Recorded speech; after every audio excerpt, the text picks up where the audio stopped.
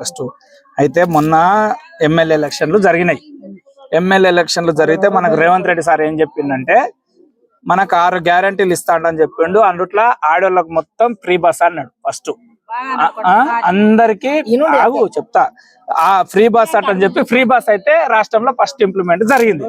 ఆ తర్వాత సెకండ్ ఆమె ఏమి ఇచ్చిందంటే ఆరోగ్యశ్రీ మహిళలందరికీ మొత్తం ప్రతి రేషన్ కార్డు ఉన్న పేదవాళ్ళకి మొత్తం 10 లక్షల రూపాయల హెల్త్ ఇన్సూరెన్స్ ఫ్రీ అంటని చెప్పిండు. ఆరోగ్యశ్రీ కింద ఏ కార్పొరేట్ హాస్పిటల్కి వెళ్ళినా మీకు 10 లక్షల రూపాయల వరకు వైద్యం ఫ్రీ మనకు ఏ కార్పొరేట్ హాస్పిటల్కి పోయినా.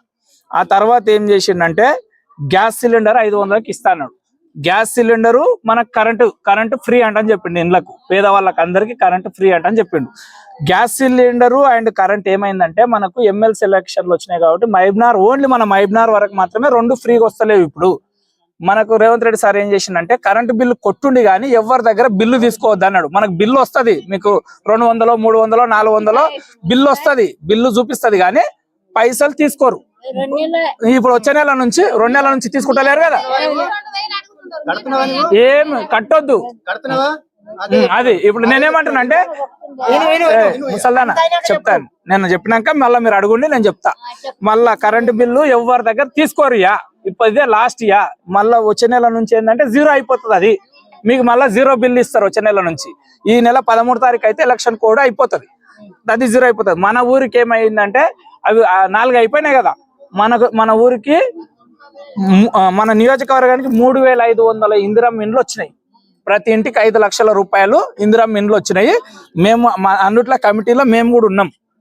ఈ 13వ తారీఖు తర్వాత ఇందిరమ్మ ఇండ్లు కూడా మన ఊరికి వచ్చినాయి. అవిటని మేమే దగ్గరుండి లబ్ధిదారులను గుర్తించి వాళ్ళకు ప్రతి సంవత్సరము 50 100 ప్రతి ఊరికి ఇస్తున్నాడు. అట్లా ప్రతి సంవత్సరం 5 ఏళ్ళలో అందరికి ప్రతి ఒక్కరికి మన ఊర్లో ప్రతి ఒక్కరికి ఇస్తాం. అన్నిట్లో డౌటే లేదు. మీ అందరికి కూడా ఇందిరమ్మ ఇండ్లు ఇస్తాం. మళ్ళీ 5 ఏళ్ళ నాటికైతే నాకేమి ఇచ్చినావు అనొచ్చు కదా మీరు. అప్పటి వరకు అయితే అందరికి ఇస్తాం. ఇంకొక ఆమె ఏమున్నదంటే 5 అయిపోయినాయి. ఇంకొక ఆమె ఏమున్నదంటే రైతులకు మద్దతు ధర ఇస్తా అంటని చెప్పిండు. 500 బోనస్ ఇస్తా అంటని చెప్పిండు. అది కూడా ఈ వర్షాకాలం పంటకు 2500 రూపాయలేమో మద్దతు ధర వరకు, మళ్ళీ 500 బోనస్ ఇస్తా అంటని చెప్పిండు రేవంత్ రెడ్డి. ఈ వర్షాకాలం పంటకి ఇస్తాడు.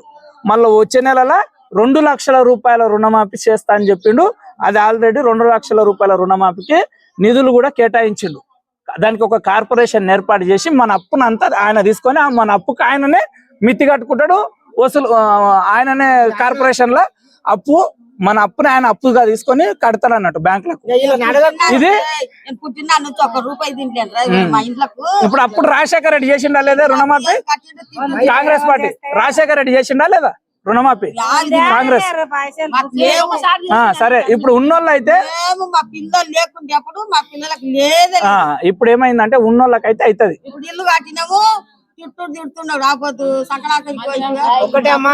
ఎవరు అప్పుడు కూడా రాజశేఖర్ ఇప్పుడు ఇందిరమ్మ ఉన్నప్పుడు వచ్చినాయి మనకి ఇండ్లు. తర్వాత 20 ఏళ్ళకి రాజశేఖర రెడ్డి ముఖ్యమంత్రి అయినాక మనందరికి వచ్చినాయా లేదా? మన ఊళ్ళో 5 మందికి వచ్చినాయి. ఇప్పుడు ఈ కాలనీ మొత్తము కాంగ్రెస్ ఇచ్చినదే కదా భూములు. ఇవన్నీ కాంగ్రెస్ పార్టీ ఇచ్చిన ఇండ్ల భూములే కదా. పాపమ్మ గడ్డలు కానీ ఇవన్నీ ఇంట్లో జాగాలు అయితే అందరికి ఇచ్చారు.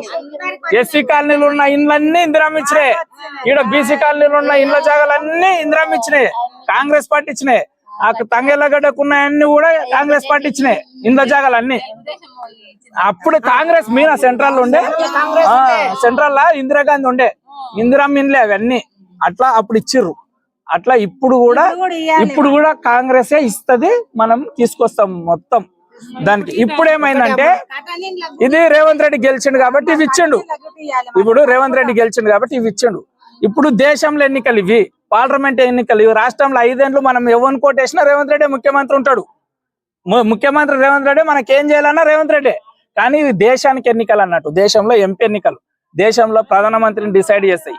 ఈ రాహుల్ గాంధీ గారు ఏంటంటే ఇప్పుడు దేశంలో ఆయన గెలిస్తే, ఇక్కడ చూడండి, దేశంలో ఆయన గెలిస్తే ఏం చేసిందంటే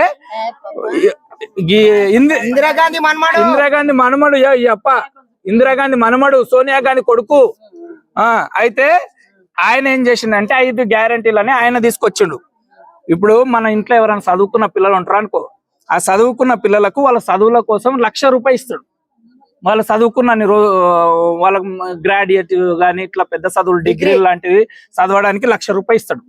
అట్లాగే ప్రతి రేషన్ కార్డు ఉన్న ప్రతి మహిళకు ఇంట్లో మీకు ఎవరికన్నా రేషన్ కార్డు ఉంటది కదా, వాళ్ళకి సంవత్సరానికి ₹1,00,000 వాళ్ళ అకౌంట్లో వేస్తాడు. ₹1,00,000 ఒక్క రేషన్ కార్డు ఉన్న ప్రతి ఆడపిల్లకు అట్లా. మళ్ళా ఏమైందంటే జరాకు ముసల్దానా రుణమాఫీ ₹2,00,000 వరకు రుణమాఫీ చేస్తా అన్నాడు.